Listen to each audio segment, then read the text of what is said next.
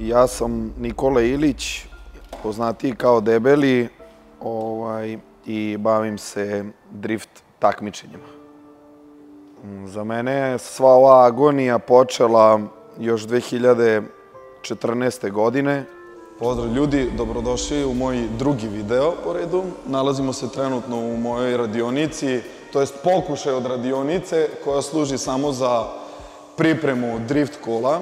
Kad sam došao na ideju da sklopim drift auto, počeo sam da sklapam auto sa nekolicinom prijatelja. To je jako teško išlo bez podrške roditelja, gde na kraju 2016. se umešao naša najveća podrška Vinko, naš otac, moj Brkin, i ostvario taj san da se napravi prvi trkački auto. U pitanju je BMW 30, nosi oznaku 318i. To je, znači, kupe verzija, široki štop, znači restyling, tako da kažemo, ko se ne razume da mu objasnimo. U njemu se nalazi BMW motor V8 4000 kubika, fabrički nekih 286 konja, mislim da je tačna informacija. To je auto koji sad apsolutno ne bi bio konkurentan i dobar za takmičenje, ali u to vreme je bio najbolji. Prva staza Ada Huja, neuspešna trka gde smo došli sa poluspremnim autom. Nisam mogao da se snađem na stazi. Imali smo 1.000.001 problem gde sam čak u jednom momentu od nervoze i svega zaspao pred kvalifikacije. Odnos između mene i Brke na stazi je vrlo jednostavan. Kad izađemo na stazu, on je samo jedan vozač kojeg treba pobediti. Van staze odnos je maksimalno podupiranje, maksimalna svađa i nabijanje tenzije jedan drugom. Najnapetiji trenuci su zasigurno trenuci kad znam da Brka mora da vozi sa nekim ko je dobar, ko je jako dobar, gde pokušavam da mu stavim do znanja šta bi trebao da uradi. Bravo, bravo!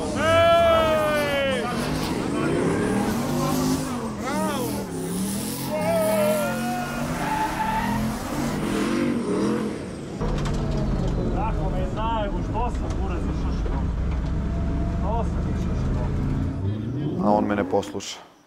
Ima još mnogo napetih trenutaka jer je ovo adrenalinski sport i kada adrenalin je na visokom nivou ne razmišljate baš zdravom glavom, tako da dolazi do konflikta i do svađa kad su malo teži vikendi u pitanju. Moje ime je Miloš Ilić, ja sam vozač u AS Racing timu i to je to. Naš odnos na stazi i van nje je jako komplikovan. Na stazi sve dok ne sednemo da vozimo jedan protiv drugog smo jedan drugom najveća podrška. Jedan drugom dajemo savete, normalno on više meni nego ja njemu, pošto on ima više iskustva. A van staze, bratski odnos klasičan, svađamo se, volimo se, mirimo se, ljutimo se i to je to. Za mene sve počelo pre par godina, išao sam na trke da burazera pratim, da pomažem i da navijam i da gledam normalno.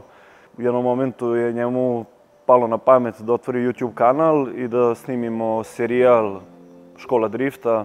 Kamera ide, akcija. I dobro veče ljudi, to jest predvečer je. Dobrodošli u moj novi video, to sam rekao u onom delu što smo snimili, ali nema veze. Evo ovako, da vam ukratko objasnimo. Došli smo na popularni Mišeluk u Novom Sadu. Sa nama je moj rođeni brat Miloš, poznati kao Brka. Njega ćemo pokušati da naučimo u nekim kratkim crtama da vozi drift. I on me pitao da li želim da učestvujem u tom serijalu i da naučim da driftujem. Ja nisam imao pametnija posla, iskreno da vam budem, i odlučio sam da probam. Prvi put kad sam seo u auto, odmah sam zavoleo taj motosport i tako je sve nastalo. Mali treme. Pa malo, sad ćemo vidjeti. Dobro, brate. Kao zajedno se sve. Dobro, ajde.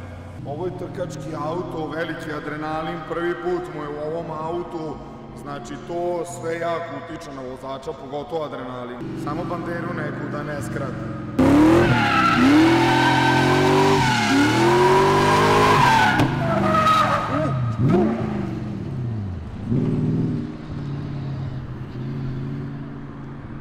Prvi auto mi je bio BMW 36 sa 3.0 motorom. Prva staza mi je bila u Leskovcu, a prva greška mi je bila što nisam znao da koristim ručnu kočnicu, tako da nisam znao da vozim te twinove i da vozim iza vozača u driftu, naravno.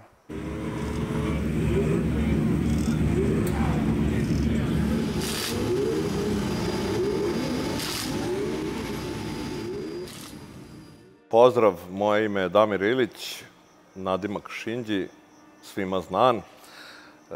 Iako nosim isto prezime kao i Debeli, na svu našu sreću nismo u krvnom srodstvu, samo smo u drift srodstvu.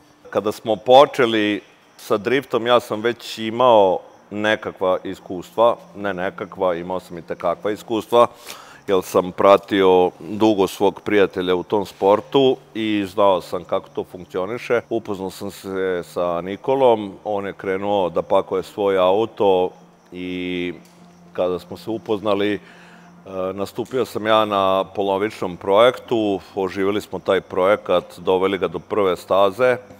Na toj prvoj stazi smo vidjeli da je to daleko od bilo kakvog auta koji može da napravi bilo kakav rezultat. Svidelo mi se kod Nikole što ima osjećaj za volan i osjećaj za stazu, zna da odabere putanju i po pitanju njegovog okretanja đevreka nikad nisam gubio nadu. Postoje loši i dobri trenuci, nažalost kad se navikneš na lepe trenutke, onda ti je vrlo teško da prihvatiš te teške trenutke ili da prevedem kada ne naučiš da gubiš, nećeš nikad znati da pobeđuješ, ali isto tako kada se zaređaju pobede i kada dođe poraz, onda je to jako teška situacija. Kada sam odustao, ja nikada nisam odustao, bio sam Nikoli na raspolaganju po pitanju upravljanja motora za sva njegova kola, ali mi se život onako pretvorio u košmar. Mnogo novih promena mi je nastupilo u životu i nekih porodičnih problema gde sam jednostavno morao da se povučem iz toga. Kada sam se malo stabilizovao ove sezone, dao sam njima znak da želim opet da, odnosno sami su videli u meni da to jednostavno ne prestaje i videli su neku iskru u mojim očima i da mene to i dalje radi. I evo sada smo kroz par trka pokazali i ostalima da smo tim i da nas je jako teško pobediti na stazi kada smo tim. Šta te drži u ovom? Pa drži me Vinko. Ja sam Vinko Ilić, šef AS Racing tima, trkačkog kluba.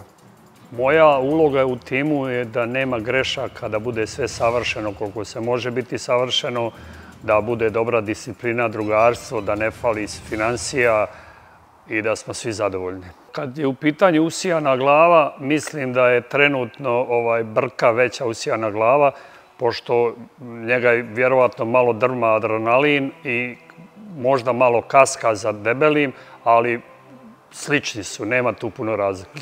U vašem odnosu, ko je glas razuma, a ko je glas Max? Glas razuma u timu je Majka od Nikole, od Debelog i od Brke, a ponekad sam možda i ja glas razuma, mada mene oni manje slušaju.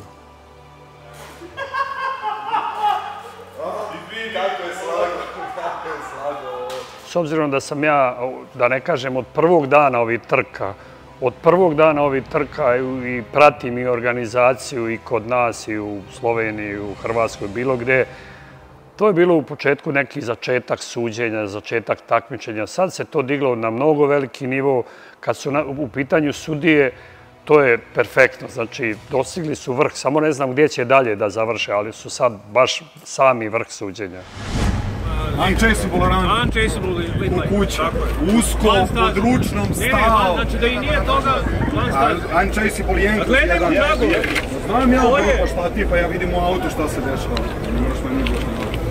Zdravo, ja sam Milan Samardžić, dolazim iz Novog Sada i glavni sam sudija na Donut drift takmičenju. To je zanimanje za drift od 2011. godine.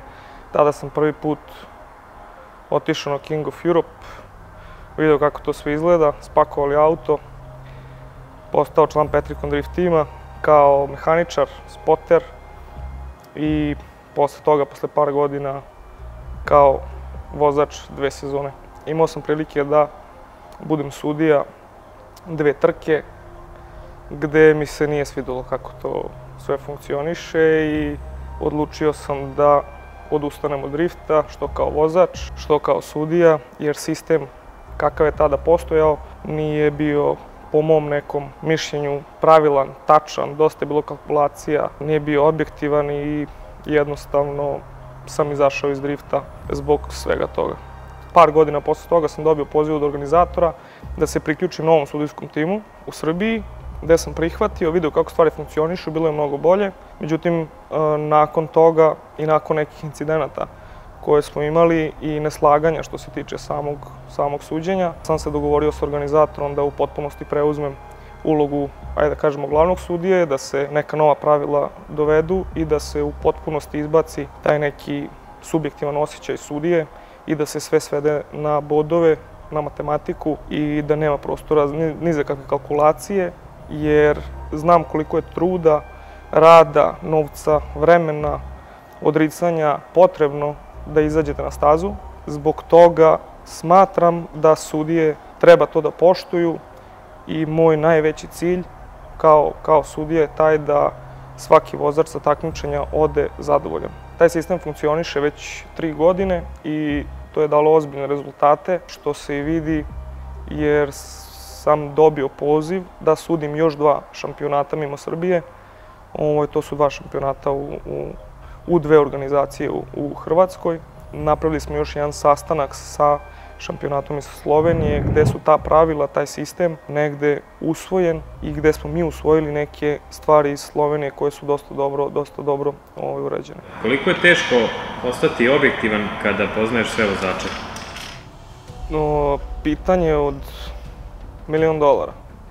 Prosto je, što se tiče suđenja, bez obzira na to da li mi svakako poznajemo sve vozače, to je stvarno glupo pričati, ali treba ljudima objasniti kako stvari funkcionišu. Mi smo na raspolaganju svim vozačima za vreme treninga, za sva pitanja koje oni imaju i to je jako bitno. Određeni vozači nemaju spotere i mi smo ti koji ih spotujemo. Sa druge strane, sam sistem bodovanja koji sam ja negde usavršio i gde sam se najviše trudio da izbacimo taj subjektivni osjećaj, se svodi na čistu matematiku i nemoguće je poklanjati bodove. Iz razloga što tamo nisam ja sam, nego je nas trojica, mi moramo da se složimo oko odluke.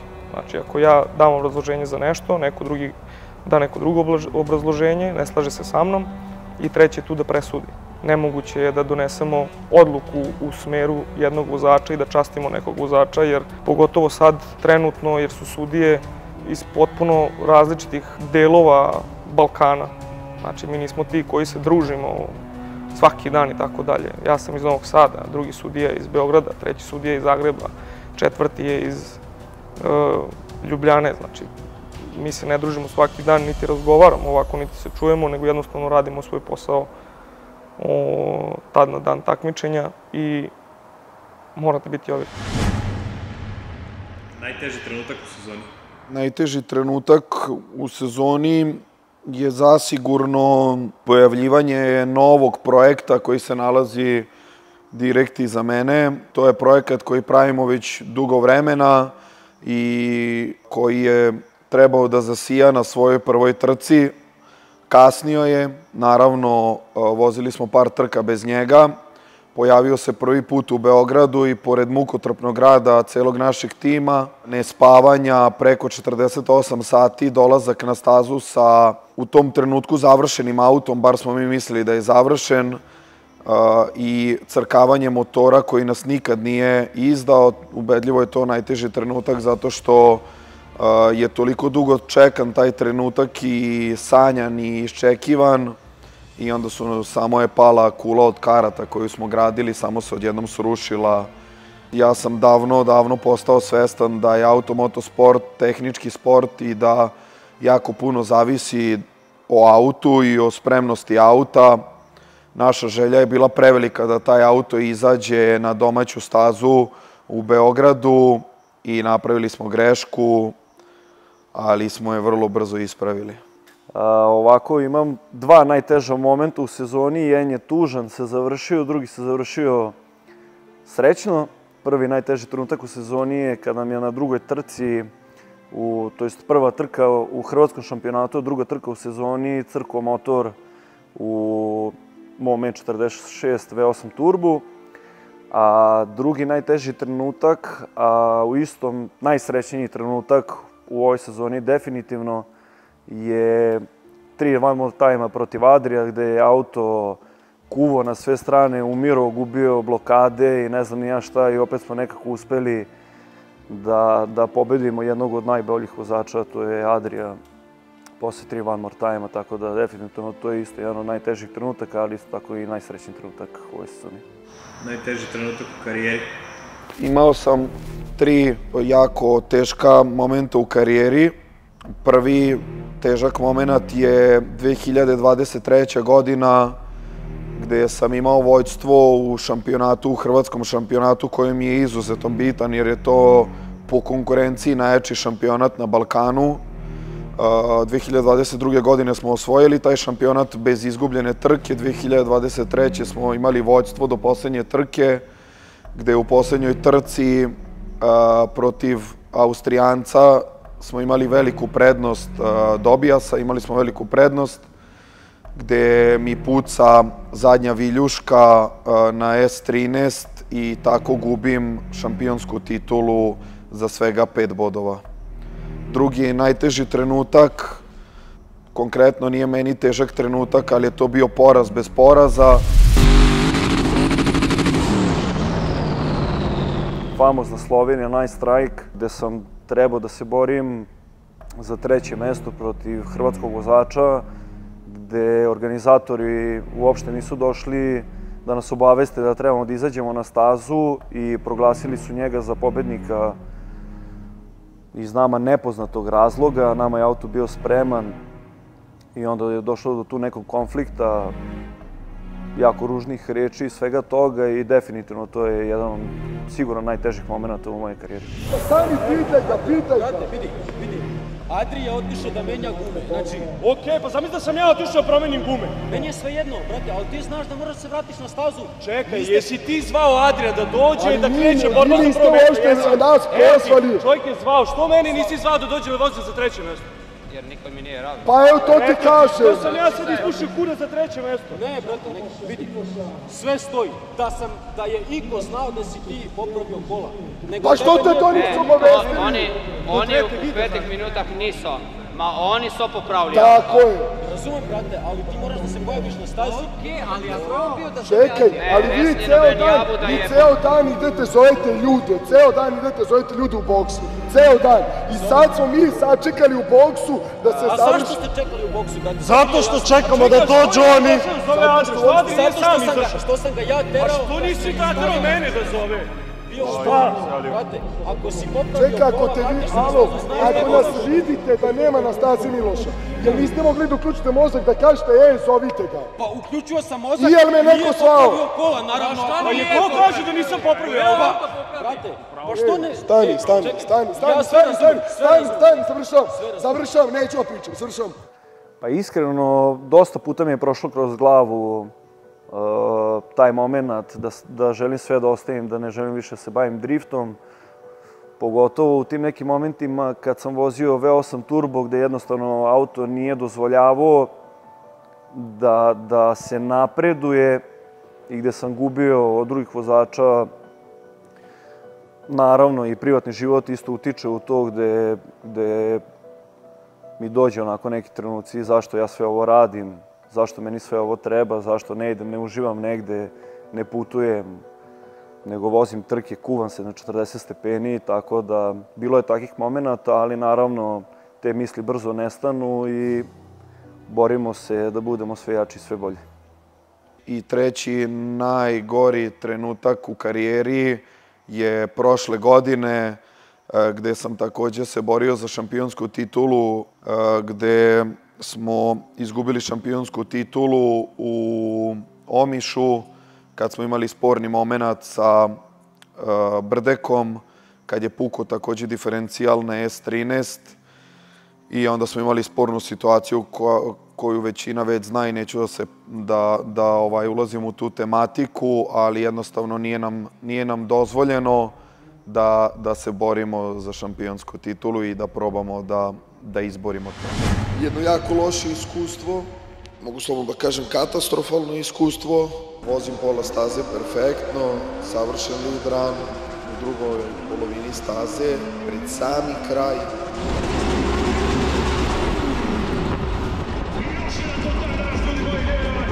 Puca diferencijal.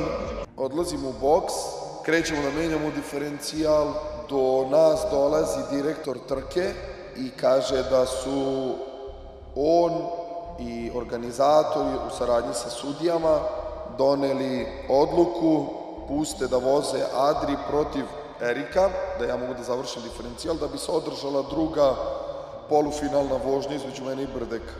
Znači, otišao je direktor trke, vraća se posle 2 minuta, trči ka nama i ako sam slučajno oko seća se pogledao sa strane, vidim ga kako trči i kažem u sebi je on nešto i nije kako treba. Dolazi do nas i saopštava nam da naš kolega Marko Brdek neće da se pomeri sa staze i neće da se odloži ta vožnja, da se vozi posle Adrija i skida. Ja i moj tim smo izašli u prostor za zagrevanje guma, on je sedeo u svom autu na startu, mi smo izašli i aplaudirali mu za njegov džentlmenski potez i to je to. Posle toga aplaudiranja i vraćanja, to jest ja sam kad sam aplaudirao, direktor Turke rekao da odustajem, da ne možemo da stignemo da popravimo auto i da pusti da se vozi dalje. I to je to, da smo odustali od tog top 4. Je bilo trenutaka kad si želeo sve ostaviti? Naravno da je bilo trenutaka kad sam hteo sve da batalim. Ovo je jako težak sport, iako to ljudima ne deluje tako. Obično na klipovima deluje sve bajno i sjajno, ali pozadina ovog sporta je izuzetno teška i izuzetno komplikovana. I pre samog takmičenja postoji jako puno uspona i padova. Naravno da i privatan život utiče na sve to. Konkretno ova godina je ubedljivo najteža godina za mene kao i za moj tim. Imali smo ubedljivo najviše uspona i padova, loših trenutaka u privatnom životu pre svega, pa onda i na stazi. Kao što sam već rekao, privatan život jako puno utiče na sport. Tako da mogu slobodno da kažem da je ovo ubedljivo najteža sezona za mene i za ceo naš tim. Šta te drži u ovome?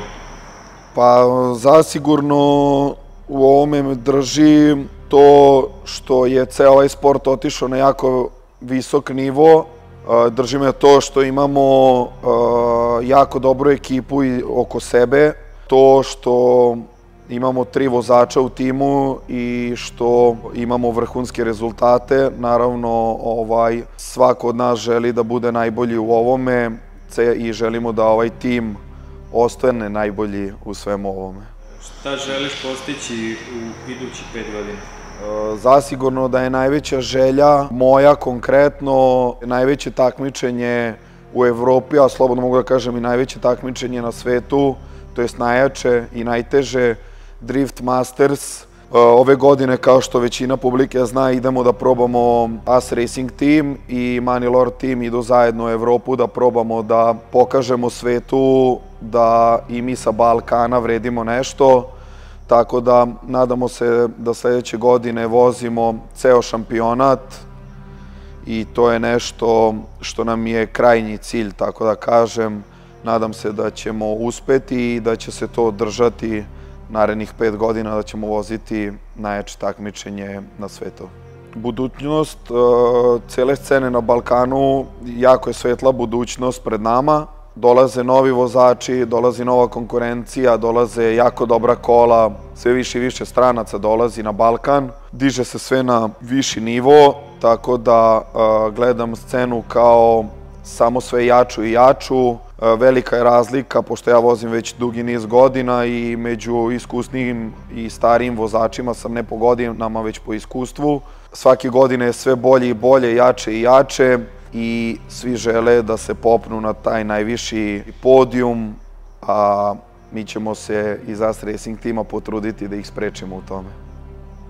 Poruka za mlade driftere, mlade nade je da nemaju straha da priđu nama iskusnijima i da zamole, to jest ne moraju čak ni da zamole, već da pitaju za mišljenje i za pomoć, jer zasigurno da možemo mnogo da im pomognemo i da nam budu konkurencija buduća. Pa poruka mladim vozačima na stazi jeste da ne treba da ih bude sramota ničega. Znači, ako imate loš auto, dođite, vozite, probajte. Niko nije došao odmah sa najboljim autom, niko nije došao odmah uzeo prvo mesto na trci, tako da nema čega da vas bude sramota, samo budite uporni, vozite, dajte sve od sebe, najviše trenirajte i to je to. Sve će ići svojim tokom kao što se desilo i nama i kao što se desilo svim ostalim vozačima. Poruka publici samo da dođu u što većem broju, makar navijali za bilo koga, makar navijali za nas ili protiv nas, to je nešto što nas pokreće. To je nešto što pokreće i organizaciju da dignu na jedan viši nivo, jer samim tim rastu i financije i organizacije i interesa sponzora, interes medija, kad vide da dolazi što više publike, tako da posetite drift u što većem broju, jer drift je najbolja automoto disciplina. Poruka konkurenciji za kraj. Poruka za konkurenciju, moramo da počnemo ovako. Kažu 9-3, a mi kažemo 9-5 koji je pozivni, šta je to? Šalimo se, naravno, to je bilo na račun glavnog menadžera Money Lord tima, naših prijatelja Martina. A poruka konkurencije da dođu na svaku trku što bolje spremni i sa što većom željom, a mi ćemo doći da budemo bolji od njih kao što smo i do sad bili. Prva polovina sezone, neki su nas otpisali pre vremena i uporno sam govorio stanite polako, stanite, sačekajte da dođemo sa teškom artiljerijom. Teška artiljerija se pojavila na zadnjih par trka i osvojila najviše podijume, tako da vidimo se u drugoj polovini sezone. Dođite što bolje spremni, a mi ćemo doći da pokažemo da smo bolji od ostalih.